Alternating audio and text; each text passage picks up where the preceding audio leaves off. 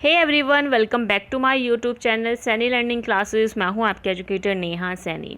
तो आज मैं टॉपिक स्टार्ट कर रही हूं फंक्शंस ऑफ फैटी एसिड्स। ठीक है, इसके साथ साथ मैं आपके साथ डिस्कस करूंगी next topic essential fatty acids. ठीक है, सो फंक्शंस क्या होते हैं फैटी एसिड के। बेसिकली जो फैटी एसिड्स होते हैं वो बिल्डिंग ब्लॉक होते हैं फॉस्फोलिपिड और ग्लाइकोलिपिड्स के।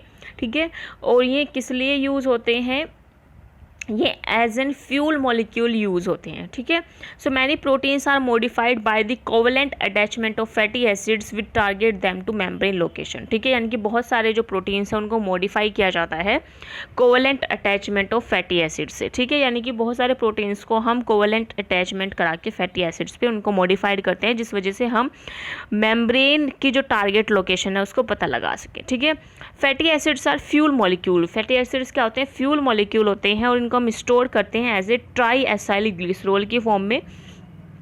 And fatty acid mobilized from tri acyl glycerol are oxidized to meet the energy need of a cell और एन ऑर्गेनिज्म। ठीक है, यानी कि जो फैटी एसिड है वो मोबिलाइज करता है फ्रॉम ट्राई एसाइल ग्लिसरॉल। ठीक है, ट्राई एसाइल ग्लिसरॉल की फॉर्म से वो ऑक्सीडाइज होकर के हमें क्या देता है, एनर्जी प्रोवाइड करता है। और यही एनर्जी जो हमारी सेल को चाहिए होती है, ऑर्गेनिज्म की जो सेल को एनर्जी चाहिए होती है, वो एनर्जी हमें कहाँ से मिल जाती है, ट्राई एसाइल ग्लिसरॉल के ऑक्सीडेशन के थ्रू। ठीक है, तो बेसिकली जो ट्राई एसाइल ग्लिसरॉल है वो एक स्टोरेज फॉर्म होती है फैटी एसिड्स की।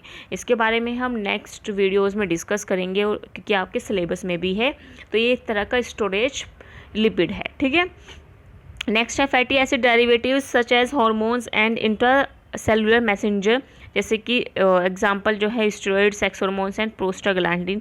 तो प्रोस्टाग्लैंडिन्स, ठीक है, ये जो होते हैं ये बेसिकली इनके जो डेरिवेटिव्स होते हैं, तो फैटी एसिड जो होते हैं इनके डेरिवेटिव्स होते हैं, यानी कि हार्मोन्स और इंटरसेलुलर मैसेंजर के डेरिवेटिव्स कौन है, आपके फैटी एसिड्स होते हैं। ठीक है, एज ए सिग्नलिंग मॉलिक्यूल भी ये आपका यूज़ होते हैं। नेक्स्ट है एसेंशियल फैटी एसिड्स। अब बात करते हैं एसेंशियल फैटी एसिड्स क्या होते हैं। बेसिकली जो मेम्ब्रेन होती है, जो मैमल्स होते हैं उनके अंदर क्या होता है, जो double bond fatty acid chains हैं, ठीक है, वो उनकी कमी ही रहती है। ठीक है, यानी कि वो नहीं बना पाते हैं। So mammals lack the enzyme to introduce double bond at a carbon atom beyond carbon 9 in the fatty acid chain, यानी कि जो कार्बन 9 से ऊपर के जितने भी फैटी एसिड्स होते हैं जिनके अंदर डबल बॉन्ड होता है, उन एंजाइम्स को हमारी बॉडी जो है वो सिंथेसाइज नहीं कर पाती है, और इसकी वजह से वो फैटी एसिड्स हमारी बॉडी जो है बना नहीं पाती है। So hence mammal can't synthesize linolenate और लिनोलिएट। ठीक है, लिनोलिएट और लिनोलिनिएट, इन दोनों फैटी एसिड्स जो कि एसेंशियल फैटी एसिड्स है वो हमारी बॉडी जो है वो नहीं सिंथेसाइज कर पाती है, क्योंकि बियॉन्ड कार्बन 9, यानी कि कार्बन 9 से ऊपर की जो स्ट्रक्चर्स है जिनके अंदर डबल बॉन्ड्स हैं उनके लिए हमारे पास एंजाइम्स नहीं होते हैं। ठीक है, तो एसेंशियल का यहाँ पे मीनिंग यही है कि जो हम लिपिड जो हैं वो किसके थ्रू ले रहे हैं, वो लिपिड जो हैं वो अपने डाइट के थ्रू हम ऑब्टेन करते हैं। ठीक है, जो कि हमारे लिए बहुत ज़्यादा ज़रूरी होते हैं। So they required by an organism and can not be endogenously synthesize. ठीक है, ये हमारे लिए बहुत ज़्यादा ज़रूरी होते हैं, लेकिन हम इन्हें खुद से सिंथेसाइज नहीं कर सकते हैं अपनी बॉडी के अंदर। तो इन्हें हमें किस फॉर्म में लेना होता है, डाइट की फॉर्म में ये हमें मिलते हैं। ठीक है, fatty acid that can be endogenously synthesized are termed as non essential, यानी कि वो फैटी एसिड जो कि हम खुद से सिंथेसाइज कर सकते हैं, एंडोजीनियसली जो हमारे अंदर सिंथेसाइज हो जाते हैं, उनको हम नॉन एसेंशियल फैटी एसिड्स बोलते हैं। ठीक है, the non essential fatty acids also in the sense that they do not have the obligatory include in the diet. ठीक है, नॉन एसेंशियल लिपिड्स का ज़रूरी नहीं है कि वो हम डाइट में से ही लें। ठीक है, क्योंकि उसको हमारी बॉडी ऑलरेडी सिंथेसाइज कर ही लेती है। लेकिन जो एसेंशियल लिपिड्स होते हैं उन एसेंशियल लिपिड्स को हमें कहाँ से लेना पड़ेगा, डाइट में से लेना पड़ेगा। ठीक है, क्योंकि हमारी बॉडी के पास वो एंजाइम नहीं होते हैं जो उन लिपिड्स को बना सके। ठीक है, तो वो क्या होते हैं, आपके एसेंशियल फैटी एसिड्स होते हैं। ठीक है, नाम इनके दो नाम आपको यहाँ पे याद रखने हैं, लिनोलिएट एंड लिनोलिनेट। ठीक है, ये दो नाम आपको यहाँ पे याद रखने हैं। नेक्स्ट अभी मैं आपको बताती हूँ कि कौन कौन से वो हैं आपकी 2 क्लासेस में आपके ये जो फैटी एसिड्स हैं वो डिवाइडेड किए गए हैं, ठीक है। एसेंशियल फैटी एसिड्स जिसमें आते हैं आपके ओमेगा 6 फैटी एसिड्स, इसमें आता है आपका लिनोलिनिक एसिड, ठीक है।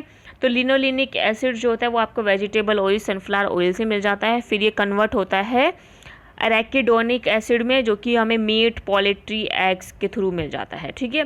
ओमेगा 3 फैटी एसिड जो होते हैं वो होते हैं अल्फा लिनोलेनिक एसिड, ठीक है। ये जो लिनोलेनिक एसिड्स होते हैं ये हमें कहाँ से मिलते हैं? Green leafy vegetables, flax, chia seeds, canola, walnut, soybean oils, इन सभी से हमें मिल जाते हैं, ठीक है। तो बेसिकली अगर हम यहाँ सिंपल से अगर एक बात करूँ तो हमारे जितने भी एसेंशियल फैटी एसिड्स हैं, जैसे कि ये भी है omega 6 fatty acid, omega 3 fatty acids, ठीक है, और इनके थ्रू जो आपके यहाँ पे एसिड्स बन रहे हैं जैसे कि DHA है, ठीक है।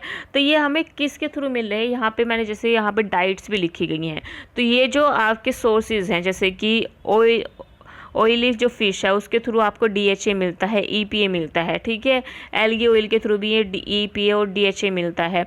यहाँ पे अगर आप देख रहे होंगे मीट, पोल्ट्री, एग्स के थ्रू आपको आर्किडोनिक एसिड मिलता है, ठीक है। लिनोलिनिक एसिड आपको वेजिटेबल ऑयल, सनफ्लावर के थ्रू मिलता है। तो हमें ये जितने भी एसेंशियल अमाइनो एसिड्स हैं वो कहाँ से लेने पड़ रहे हैं? वो अपनी डाइट से लेने पड़ रहे हैं, ठीक है। ये हमारी बॉडी के अंदर सिंथेसाइज नहीं होते हैं बट हमारी बॉडी के लिए बहुत ज़्यादा इंपॉर्टेंट होते हैं, ठीक है।